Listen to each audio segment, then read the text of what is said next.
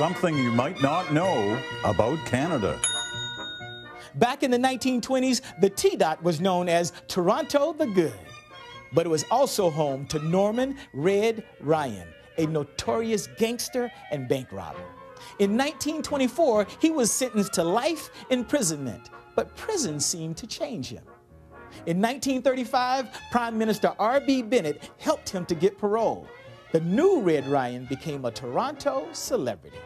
He attended public events, kind of pinballing around town. He even hosted his own radio show denouncing the criminal lifestyle. But Ryan was living a double life. By 1936, he secretly slid back into crime. Just 1 year after his release, he died in a shootout with police in Sarnia. Ryan's life story became the basis of Morley Callahan's famous novel, More Joy in Heaven, taught widely in Canadian high schools.